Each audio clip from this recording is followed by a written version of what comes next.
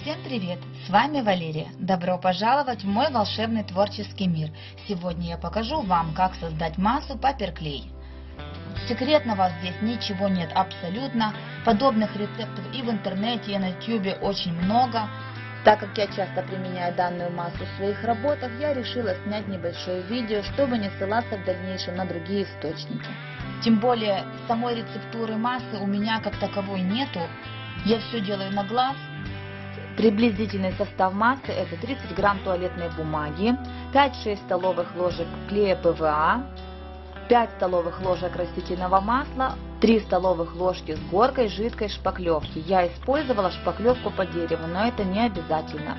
Плюс добавить муки и крахмала в равных пропорциях, сколько возьмет масса. Допустимо отклонение в любую сторону от этих пропорций. Приступаем к работе. Берем туалетную бумагу, либо яичные лотки и рвем, примерно грамм 30.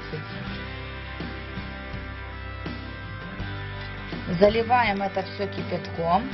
У меня не кипяток, а просто горячая вода. Лучше все-таки залить кипятком и перебить блендером. После того, как бумага у нас полностью размокнет, я всю массу эту через сито, эту бумагу всю хорошенько буду отжимать до такого состояния.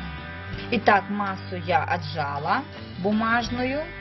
Это мука, это крахмал. Смешиваем это все дело. В это все заливаем клей ПВА. Конечно же, лучше всего использовать клей Момент Столяр.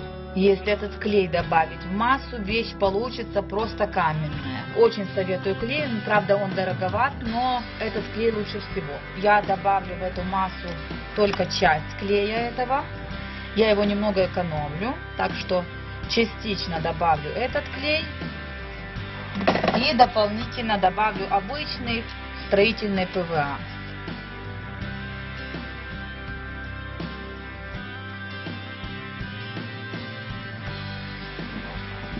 Так, это все можно помешать сейчас или позже.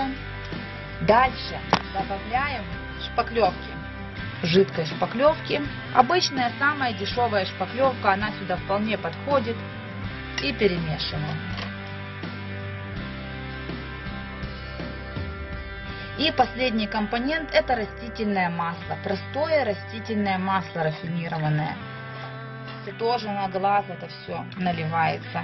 Пропорций нету. Налили, сколько налили, и все. Теперь хорошенько перемешивай.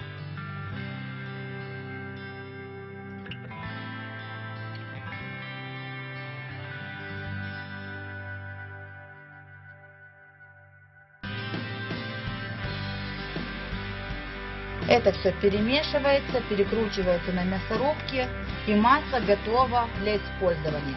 Раньше я массу перекручивала около 2-3 раз, и она уже была пластичной. В этот раз я крутила ее где-то раз 7-8. Добавила в массу еще немного клея. Вот такая она пластичная делается. Прелесть. Из такой массы можно лепить все, что угодно. Как небольшие мелочи, так и большие картины. Например, я сделала вот такую бутылочку с крыльями ангела. Вот эти крылышки как раз сделаны из этой массы. А также из этой массы у меня получились вот такие очаровательные птички. Творите на радость. До скорых встреч!